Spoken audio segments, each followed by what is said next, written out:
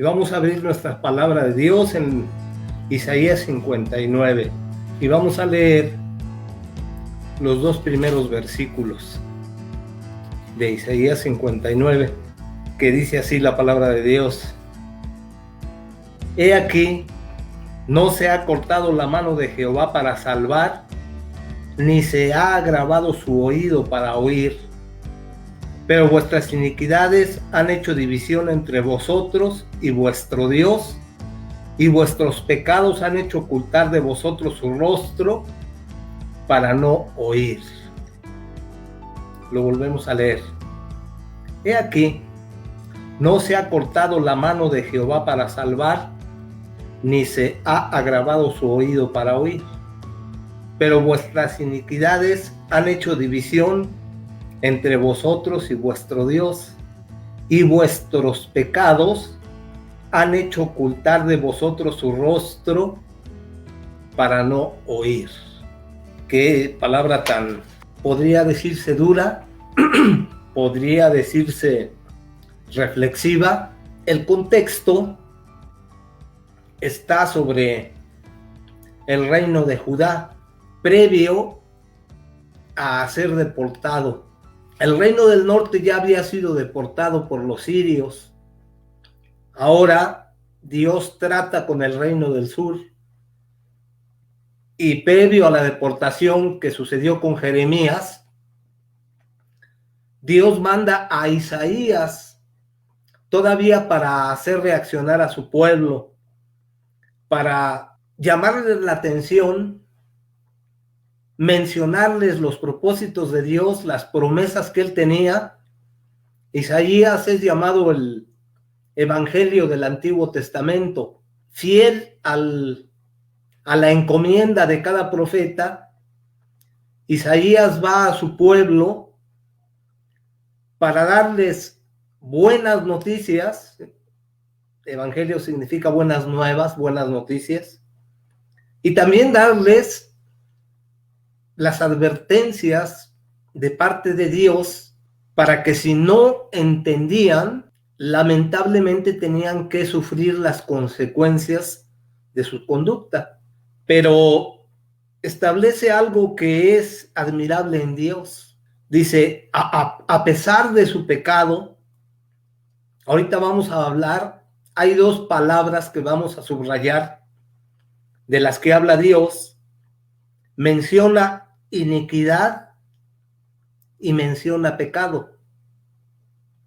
Vamos a tratar de definir cada una de estas palabras, su significado, y por qué Dios hace tanto énfasis en los dos significados de estas palabras, que lamentablemente de alguna manera también nos competen, porque bajo este esquema lamentablemente tendemos a caer como cristianos.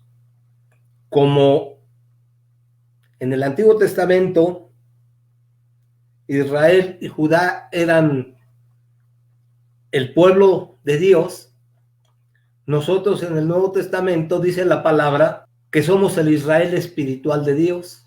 Varios libros, Efesios sobre todo, establecen que las promesas de Dios no solo eran para su pueblo en el Antiguo Testamento, para Israel, su pueblo escogido, para la simiente de Abraham, sino en Efesios y otros libros establece que nosotros somos el Israel espiritual de Dios y que entramos al pacto y a las promesas a través de Cristo.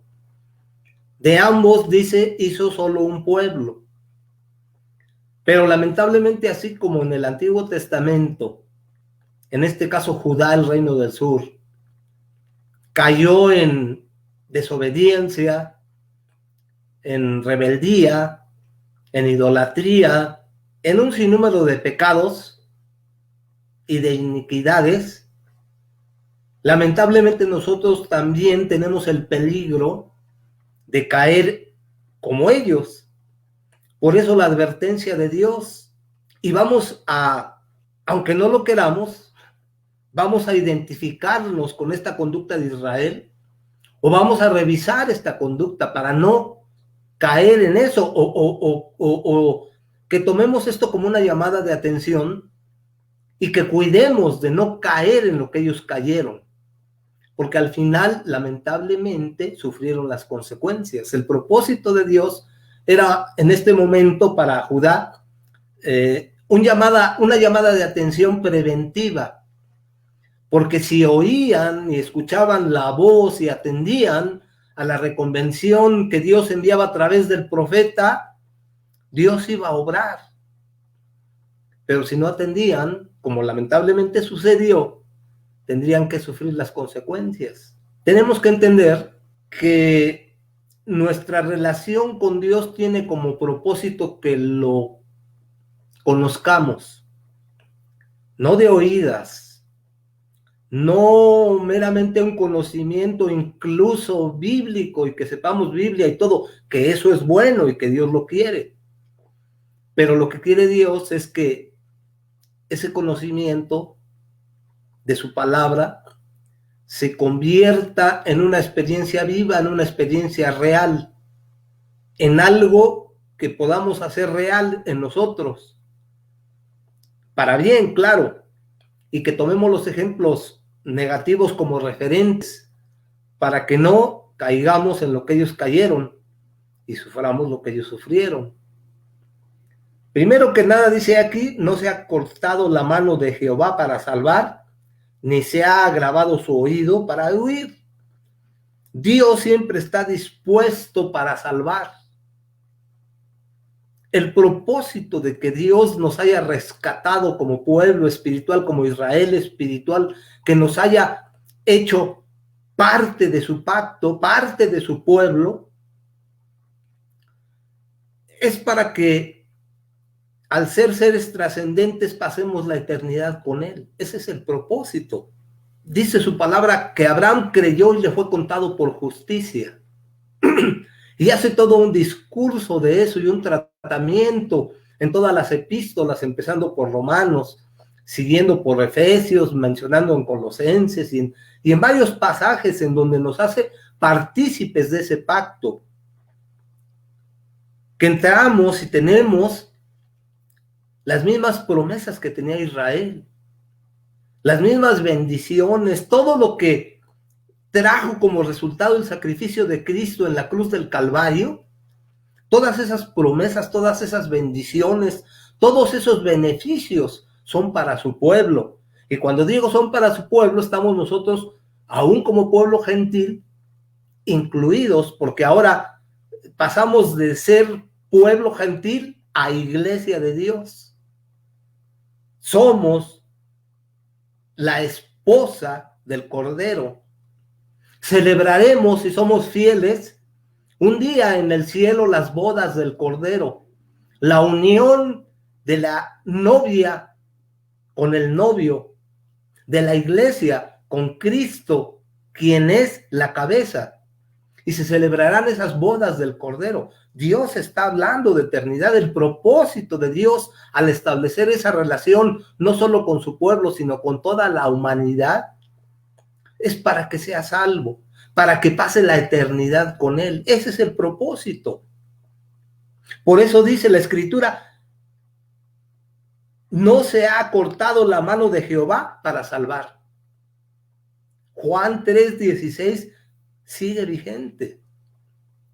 De tal manera amó Dios al mundo que ha dado a su Hijo unigénito, para que todo aquel que en Él cree no se pierda, mas tenga vida eterna. La condición es creer.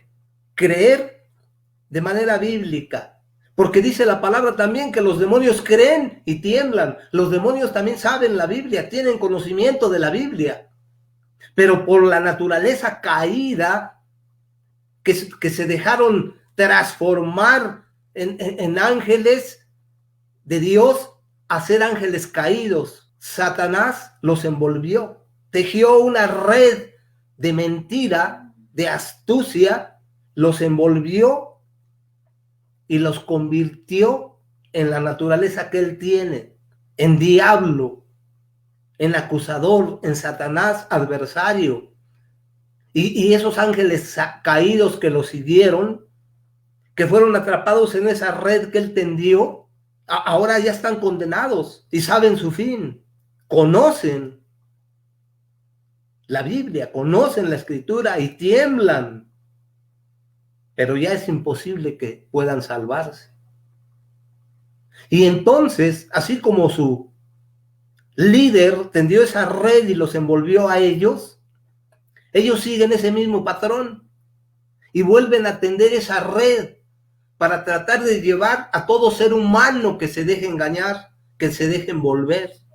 Ellos están trabajando, buscando que todos aquellos que han conocido de Dios, que han probado de Dios, que se han arrepentido, que han reconocido su situación espiritual y han invitado a Cristo como Señor, como Salvador, y por fe han tomado ese sacrificio, esa sangre derramada, ese sacrificio que tomó nuestro lugar. El creer bíblico implica eso, ser conscientes de nuestra situación espiritual, arrepentirse, aceptar a Cristo como Señor y Salvador, hacer un compromiso con Él para seguirlo y con su ayuda poner en práctica en su vida los principios que Él estableció, para que, consumado el tiempo de su venida, que ya está cercano, pasemos la eternidad con Él. Entonces el propósito de Dios es la salvación del hombre, del alma del hombre. He aquí no se ha cortado la mano de Jehová para salvar, ni se ha agravado su oído para oír. Él está atento a nuestras necesidades. Él está atento a los que clamen a Él, a los que hagan valer verdaderamente ese pacto. El pacto significa tratos con Dios.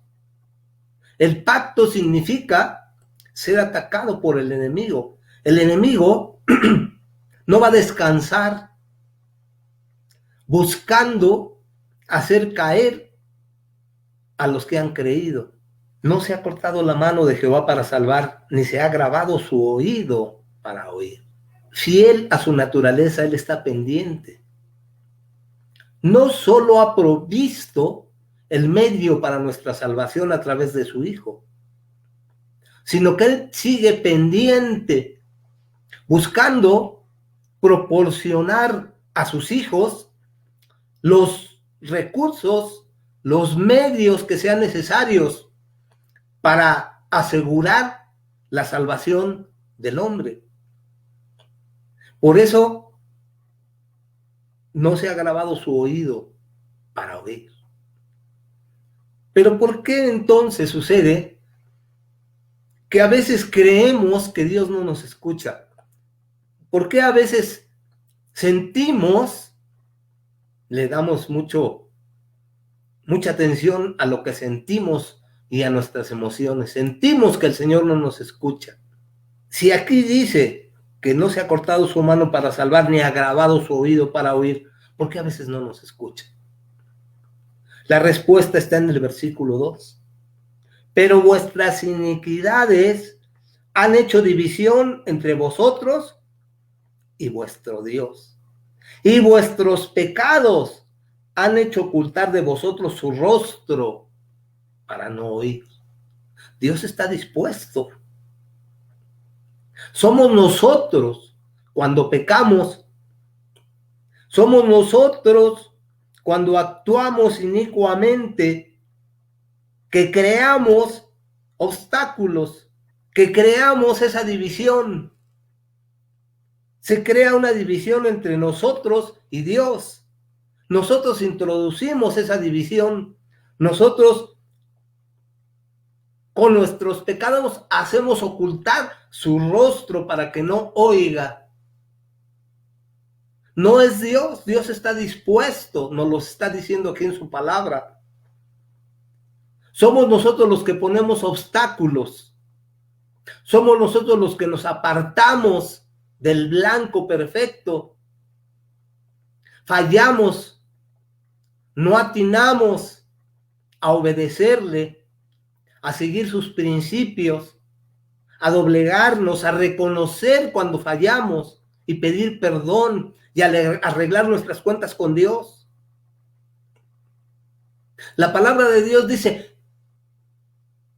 de modo que si alguno está en Cristo, nueva criatura es. Las cosas viejas pasaron y he aquí todas son hechas nuevas. Muchas veces creemos que este texto únicamente se lleva a cabo en el momento de nuestra conversión, en el momento cuando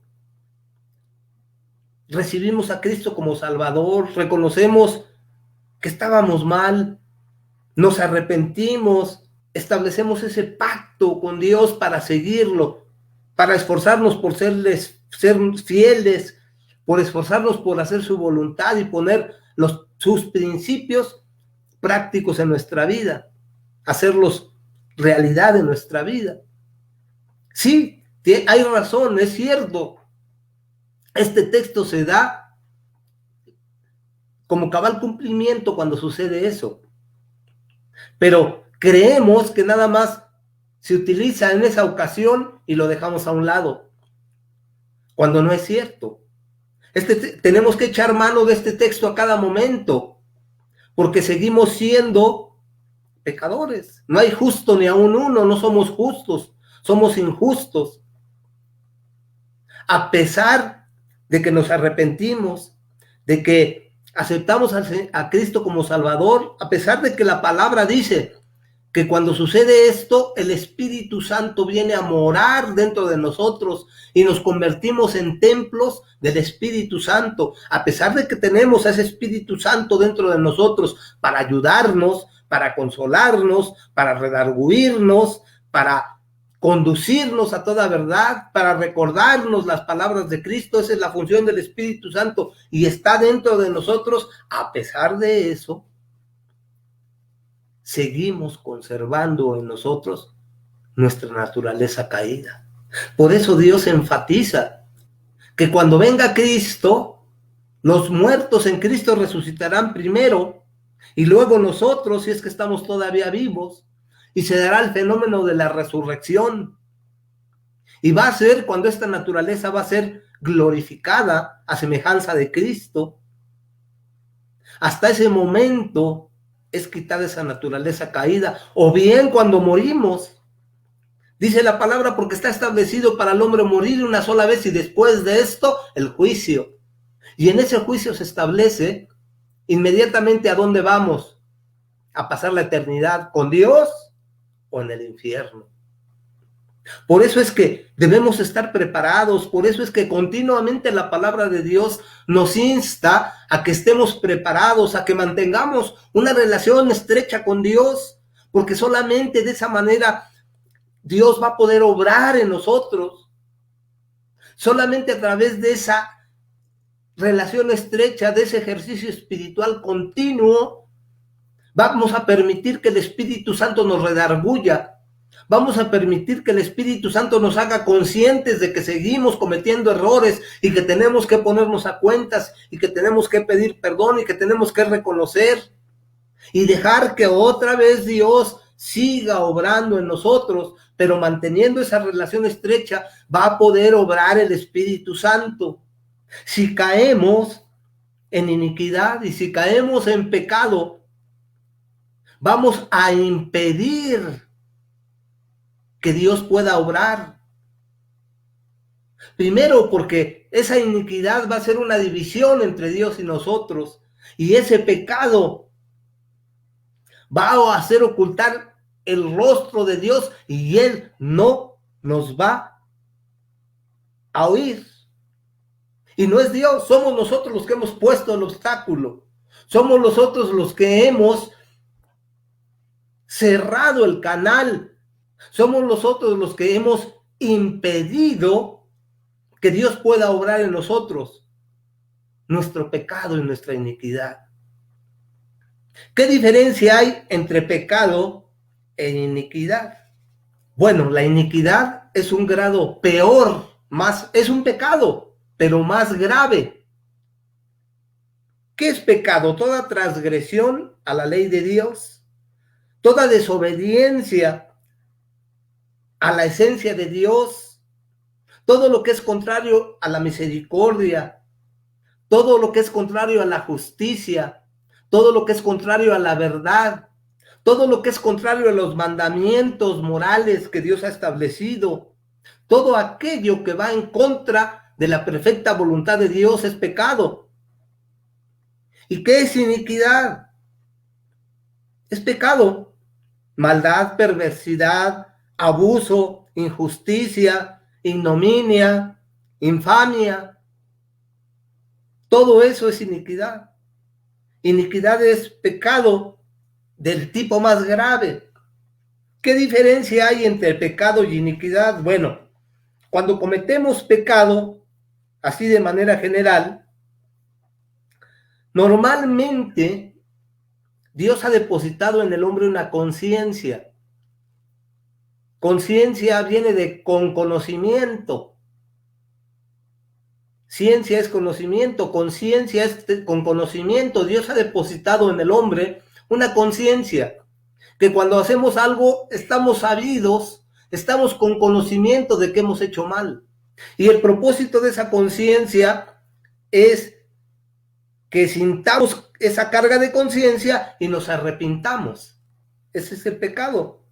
La iniquidad tiene el mismo principio, porque la iniquidad es pecado, pero la diferencia la hace que lo particular de la iniquidad es que por practicar ese pecado de continuo, el hombre se acostumbra a hacer el mal y lo continúa haciendo, y por esa perseverancia en el mal, se acostumbra a hacer lo malo y lo continúa haciendo sin ninguna carga de conciencia. Vamos a decir así que la iniquidad es un pecado en el cual ya no hacemos caso a la voz del Espíritu Santo. Y por la costumbre de seguir haciéndolo, somos persistentes en hacerlo. Se va cauterizando la conciencia. De tal modo que ese hábito de vida se va haciendo normal en nosotros y volvemos a nuestra naturaleza caída de antes, en lo cual el pecado era normal, no había ninguna diferencia. Nos convertimos en inicuos, ya no tenemos remordimiento, por lo tanto no tenemos de qué arrepentirnos, no reconocemos que hicimos mal, ya no nos da vergüenza. Toda esa maldad, toda esa desobediencia, toda esa rebeldía se convierte en algo normal para nosotros y lo hacemos parte de nuestra vida cotidiana. Volvemos a nuestra vida anterior, al viejo hombre. Eso sí, conocemos la Biblia, hasta la hablamos, la mencionamos. Ese es lo peor de la iniquidad, que queremos mezclar ambas cosas. Hacemos mal y ya no sentimos remordimiento. Se vuelve algo normal. Acciones tales como mentir, codiciar, envidiar, robar, etcétera, lo hacemos de forma reiterativa y constante. ¿Qué sucede? Todas estas acciones que se van haciendo hábito manchan nuestra alma y marcan de manera permanente nuestro corazón. Se cauteriza nuestra mente, se cauteriza nuestra conciencia, y por eso podemos hacer una cosa y otra y da lo mismo. El Señor dice en su palabra: sobre toda cosa guardada, guarda tu corazón, porque de él mana la vida. En Mateo 15:19 el Señor dice: porque del corazón salen los malos pensamientos, los homicidios, los adulterios, las fornicaciones, los hurtos, los falsos testimonios, las blasfemias. Sobre toda cosa guardada, guarda tu corazón, porque de él mana la vida. Si hemos pecado, pero nos arrepentimos, si usted se siente mal, dice en Corintios, que el pecado trae a nosotros tristeza, que es para arrepentimiento. Cuando usted peque y ya no se sienta mal, ahí sí, tenga cuidado, porque está deslizándose. Poco a poco se está insensibilizando, se está endureciendo su corazón. Y el siguiente paso se va a cauterizar, ya no va a sentir, ya no va a tener esa conciencia sensible a la voz del Espíritu Santo, la va a hacer a un lado y ya no la va a escuchar, se va a cauterizar su conciencia. Se ha vuelto usted inicuo y esas iniquidades han hecho división, van a hacer división entre Dios y nosotros. Por eso, no es que Dios no escuche, sino que usted ha puesto un obstáculo ahí que hace ocultar el rostro de Dios, dice, para que no oiga a Dios y no que no oiga. ¿Sí me está entendiendo? No es Dios, somos nosotros los que hemos puesto ese obstáculo, porque Dios está dispuesto para salvar, no ha cortado su mano, ni ha agravado su oído. Dice su palabra en otro pasaje, el que creó el oído no oirá, el que creó el ojo no verá. No es Dios. Somos nosotros los que estamos obstaculizando el obrar de Dios en nuestra vida, porque nos hemos apartado, porque no hemos cuidado nuestro corazón. David decía, en mi corazón he guardado tus dichos para no pecar contra ti. Dios está llamándonos la atención para que nos sensibilicemos, para que no nos deslicemos. Dice Hebreos 12, 2, del 1 al 3. Por tanto, es necesario que con más diligencia atendamos a las cosas que hemos oído, no sea que nos deslicemos. ¿Y cómo escaparemos nosotros si descuidamos una salvación tan grande? Si permanecemos en nuestra iniquidad, nosotros creamos esa división con Dios. Nosotros ponemos ese obstáculo para no ver su rostro y para que Él no oiga.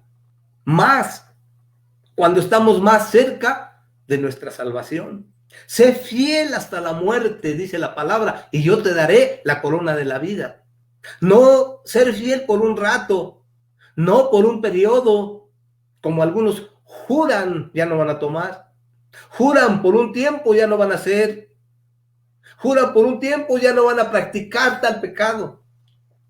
Y tal vez por fuerza de voluntad logren. Pero Dios no quiere eso. De modo que si alguno está en Cristo, nueva criatura es. Dios quiere que seamos nuevas criaturas. Gente que experimentemos el nuevo nacimiento. Que estemos esforzándonos continuamente por buscar su ayuda para poder cumplir con sus principios en nuestra vida. Lo que es imposible para el hombre, posible es para Dios, pero solamente lo vamos a lograr si somos perseverantes, si buscamos su rostro, si nos comprometemos con Él, si nos acercamos a Él, si lo buscamos para agradecerle, para alabarle. Porque cuando nos acercamos para alabarle, muchos dicen o piensan o quieren confundir que Dios es un Dios ególatra que necesita de nuestra alabanza, como si Dios se pudiera comparar como los artistas, incluso los llamados artistas cristianos que caen en esa egolatría y que muchas veces nosotros también tendemos a ponernos en esa situación. Cuando no nos damos cuenta, Dios es Dios. Con nuestra alabanza o sin nuestra alabanza, Dios sigue siendo Dios. Cuando alabamos a Dios, los beneficiados somos nosotros. Porque el propósito de alabarle es de engrandecer su nombre, es de darnos cuenta de quién es Dios, es de exaltar sus características establecidas en su naturaleza. Y la naturaleza de Dios es un Dios de amor, de Dios de misericordia, un Dios dador que está dispuesto a escuchar la oración de sus hijos y contestarle, clama a mí, dice, y yo te responderé. Y el que viene a mí, yo no le echo fuera. Es para nuestro bien. Cuando nosotros alabamos a Dios, exaltamos la naturaleza de Dios, lo que Él es. Y entonces comprobamos que eso que Él es nos sirve a nosotros. Porque si Dios es misericordioso, podemos probar de su misericordia y Él quiere darnos de su misericordia. Si Dios es un Dios de amor, vamos a probar de su amor. Si Dios es un Dios benevolente, si Dios es un Dios perdonador, si Dios es un Dios justo, si Dios es un Dios de gracia, todo eso Dios quiere que lo tengamos presente, que Él es, y que todo eso es para nosotros. Si cumplimos los requisitos, si nos humillamos, si estamos dispuestos a reconocer nuestro mal, si estamos dispuestos a arrepentirnos, si estamos dispuestos a pedir su ayuda, si estamos dispuestos a reconocer que le necesitamos. Para eso es la alabanza, para eso es la adoración, para beneficiarnos nosotros y reconocer que Dios es Dios. Ese propósito tiene.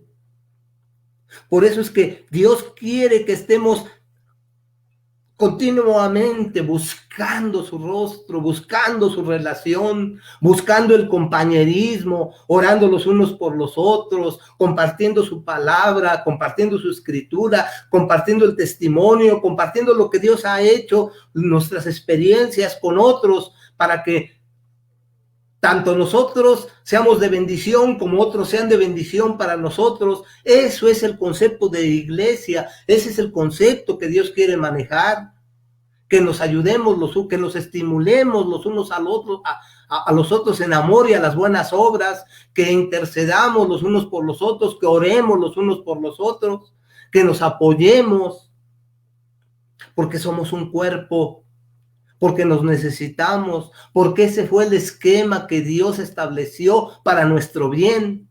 Somos la iglesia, somos el cuerpo, somos la novia, y Dios no quiere que nos descuidemos, Dios no quiere que nos distraigamos, que empecemos a dudar o que empecemos a volver a nuestros antiguos hábitos de vida que ya dice Él que quedaron atrás. Que Él quiere hacer cosas nuevas, si se lo permitimos. Que no demos oído a las fábulas, que no demos oído a los que quieren meter cizaña, a los que van a contribuir a traerte confusión, a que compartas su confusión, su rebeldía, su desobediencia, su mentira, su codicia, su envidia. Hijo mío, si los pecadores te quisieran engañar, no consientas, dice su palabra. Bienaventurado el varón que no anduvo en consejo de malos, dice el Salmo 1. Vamos a leer esos primeros versículos del Salmo 1. Bienaventurado el varón que no anduvo en consejo de malos, ni estuvo en camino de pecadores, ni en silla de escarnecedores se ha sentado, sino que en la ley de Jehová está su delicia, y en su ley medita de día y de noche, porque será como árbol plantado junto a corrientes de aguas, que da su fruto en su tiempo, y su hoja no cae, y todo lo que hace prosperará. No así los malos, que son como el tamo que arrebata el viento. Por tanto, no se levantarán los malos en el juicio, ni los pecadores en la congregación de los justos, porque Jehová conoce el camino de los justos, mas la senda de los malos perecerá. ¿Quién quiere ir en contra de la palabra? Satanás sigue actuando. Estamos en los albores de la venida del Señor. Esto que nos está pasando nunca había acontecido en la historia de la humanidad. Por todo el contexto, no solo lo que nos está sucediendo a nosotros aquí como nación, cuando abrimos los ojos y vemos que lo que está establecido en Mateo 24 se está cumpliendo. Demos gracias a Dios que somos afortunados, porque en otros lugares los cristianos están siendo perseguidos y matados. Estaba yo leyendo el grupo terrorista Boko Haram mató a principios de año a 5 cristianos, dándoles un mensaje a los cristianos. Ahí hay persecución en Nigeria, en el Oriente, en el Islam, en África, en muchos lugares. hay persecución. Muchos están siendo muertos por su fe. Muchos están siendo excluidos, perseguidos, atormentados. Hay familias en donde el jefe del hogar por ser cristiano lo han matado. Hay huérfanos, hay viudas. Hay muchos hermanos en nuestra fe que están sufriendo en estos momentos.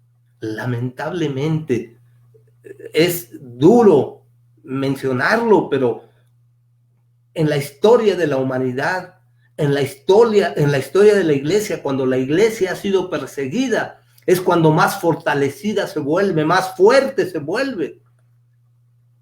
Porque muchos de nuestros hermanos en la fe dan su vida y muchos han muerto de manera valiente, firmes en su fe.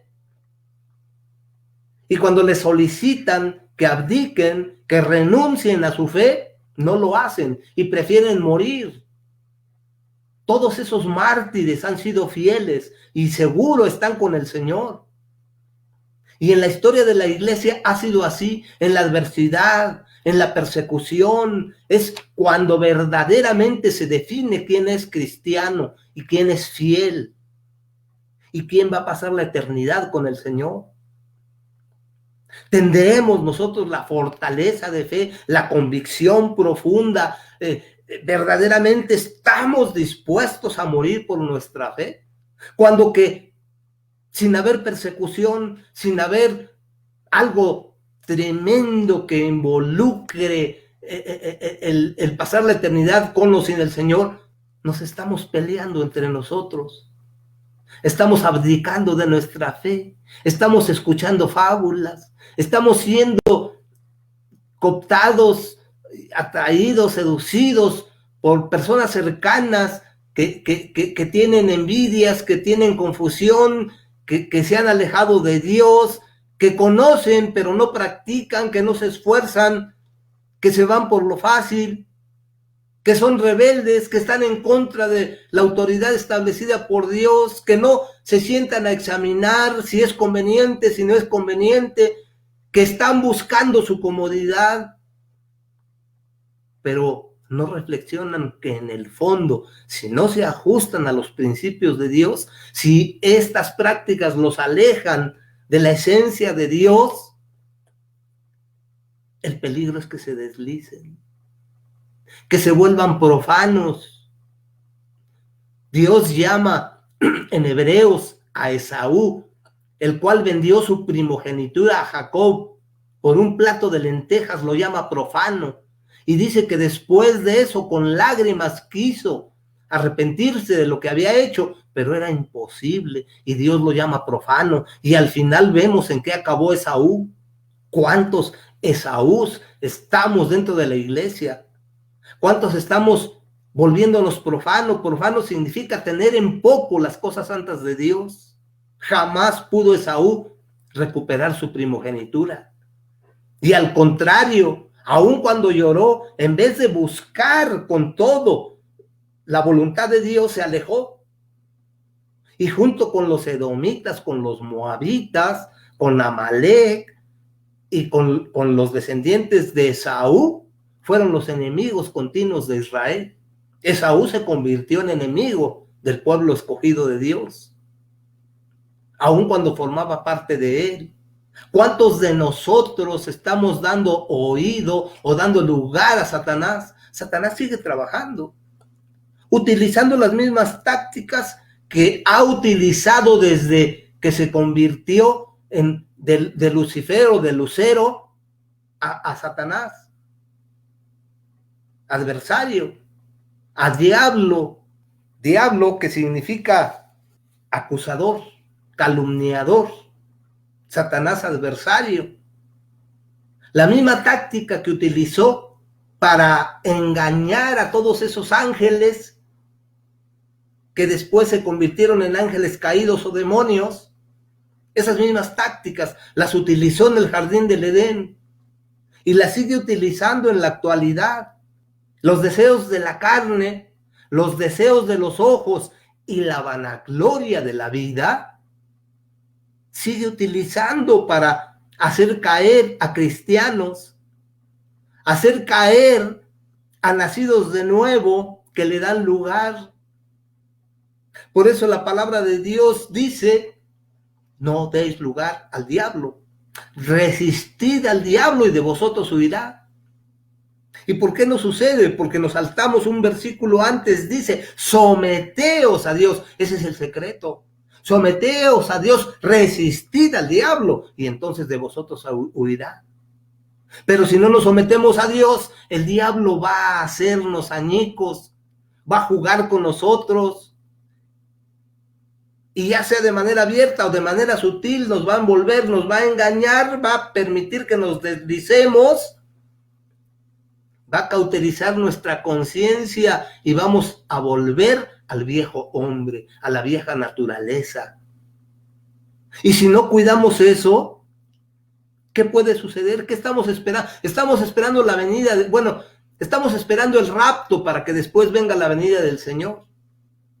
Eso puede acontecer en cualquier momento porque las condiciones están dadas, pero vamos a suponer que tardara. ¿Qué pasaría si en este momento el Señor nos llama a su presencia? Nadie tiene asegurada la vida. Dios es el autor de la vida y Él es el soberano Dios. Y cuando Él quiera puede llamarnos a su presencia. ¿Estamos preparados? Estas advertencias que encontramos en su palabra tienen ese propósito, que estemos preparados. Pablo, el apóstol del amor, el apóstol de los gentiles, él creía firmemente, con toda la profundidad de las revelaciones que tuvo, con todo el contacto tan directo, tan estrecho con Dios, cómo fue usado, cuántos libros escribió. Con todo, él en su tiempo pensaba que le iba a tocar ver la venida del Señor Jesucristo. Y por eso en todas las epístolas, en las revelaciones que el Señor le dio, Él sigue advirtiéndonos. Y el propósito que en el tiempo de Pablo, hasta nuestros tiempos, que se menciona la venida del Señor y que está cercana, hoy más que nunca estamos nosotros en esta generación más cerca que las anteriores. Pablo en su momento, él creía que le iba a tocar ver la segunda venida del Señor. Por eso en sus epístolas nos insta que estemos preparados, que busquemos, que no olvidemos, que seamos perseverantes, que permanezcamos en el camino, que nos esforcemos. La vida cristiana implica esfuerzo. Como le decía el Señor a Josué, nos lo sigue diciendo ahora, solo te pido que te esfuerces y seas valiente, no temas ni desmayes, porque el Señor Jehová estará contigo donde quiera que tú vayas, pero solo te pido que te esfuerces y seas valiente. Son las mismas recomendaciones que nosotros debemos de seguir, porque el propósito de esa repetición para que estuviésemos preparados que hace el apóstol Pablo en sus epístolas en su tiempo, sigue vigente. El Señor viene. Tarde lo que tarde, tal vez nos toque verlo, tal vez no nos toque verlo, pero tenemos que estar preparados, ya sea que muramos y nos llame el Señor a su presencia, ya sea que sea el rapto, ya sea que Él venga, lo que suceda. Vienen tiempos más complejos y peligrosos. Estamos en principios de dolores, el esquema de Mateo 24 está ahí. Nuestro contexto no es de persecución, pero fuera del país, en otras naciones, todas las características de las que habla Mateo se están cumpliendo. Principio de dolores, esto fue un ensayo. La ventaja es que Dios nos está permitiendo que estemos conscientes y examinemos el tiempo que nos tocó vivir, las circunstancias que están pasando enfrente de nuestros ojos y esta palabra que se hace realidad. Y Dios quiere que la hagamos realidad en nuestra vida y que estemos preparados porque vienen cosas más complejas, más difíciles. ¿Cómo? ¿Cuándo? ¿De qué manera? No lo sabemos. Nadie estaba, aún los brujos que profetizaban o los pseudo apóstoles o pseudoprofetas que según profetizaban lo que iba a pasar al siguiente año, nunca profetizaron esto que está sucediendo. Entonces, tengamos cuidado. El Señor nos habla de falsos profetas, habla de apostasía, de falsos discípulos, de señales y prodigios mentirosos.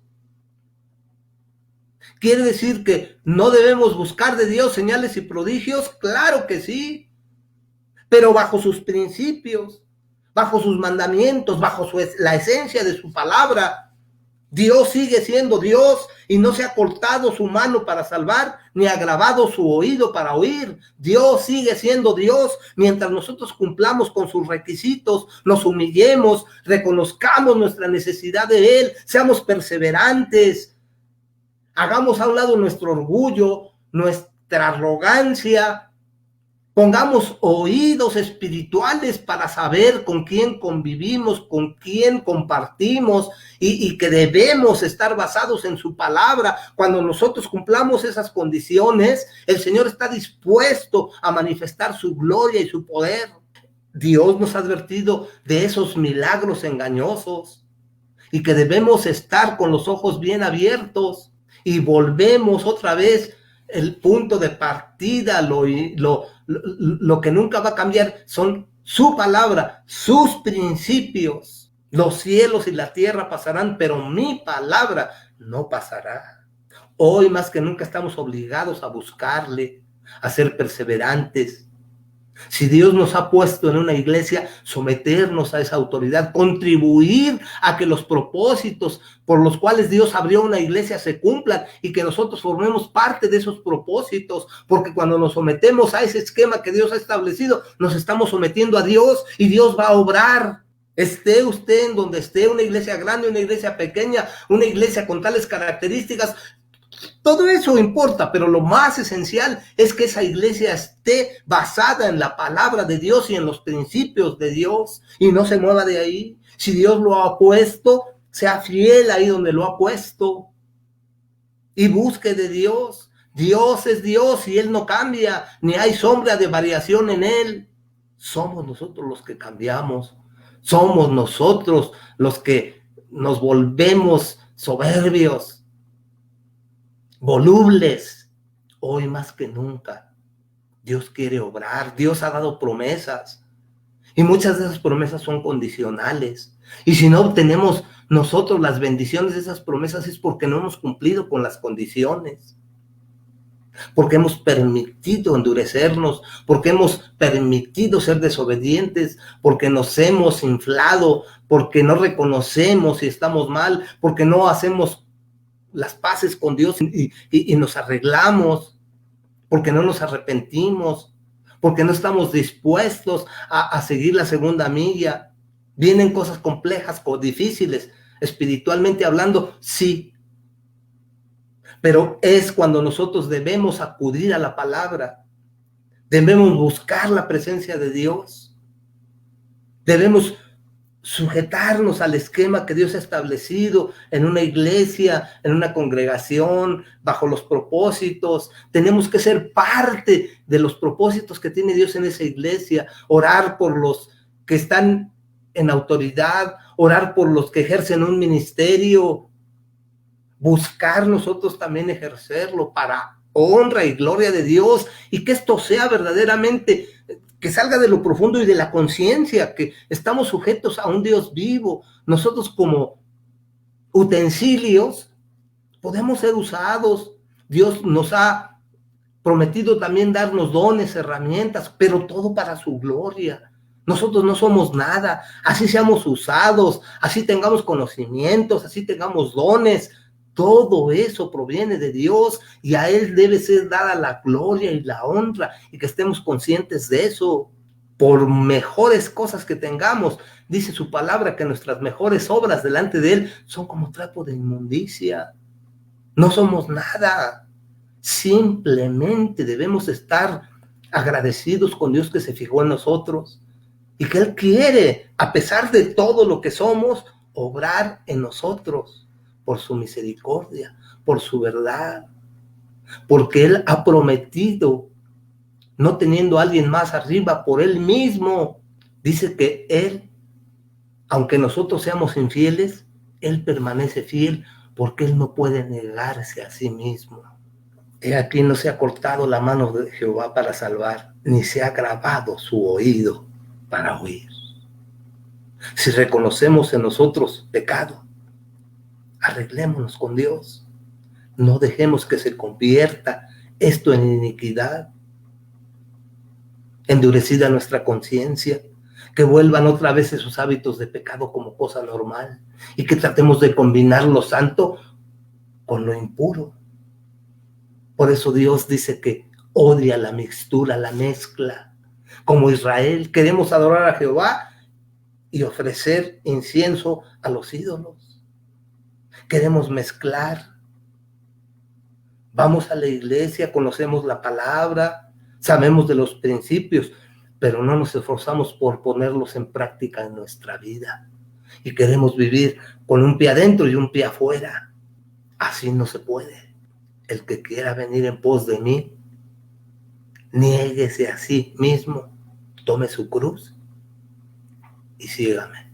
Esas son las condiciones y esas no cambian y no hay negociación para eso. Que debemos ver la gloria de Dios. Queremos ver que esas promesas de bendición, de paz, de un sinnúmero de cosas que Dios quiere traer a nuestras vidas, a nuestras familias, a nuestra iglesia, a nuestra nación, se den, cumplamos con nuestra parte. Y si reconocemos que en nosotros no hay la capacidad, no hay las fuerzas, Dios se ha ofrecido a capacitarnos, a darnos lo que necesitamos, las herramientas, lo que sea necesario. El que tenga falta de sabiduría, pídamela y yo se la voy a dar sin pedir nada a cambio. No tenemos excusa. El Señor quiere obrar en nuestra vida siempre y cuando se lo permitamos. Humillaos delante de Dios y Él os exaltará. Este es el mensaje que en esta noche podemos compartir, hermanos. Dios les bendiga, ya es hora. Los invitamos cada noche a las 8 de la noche.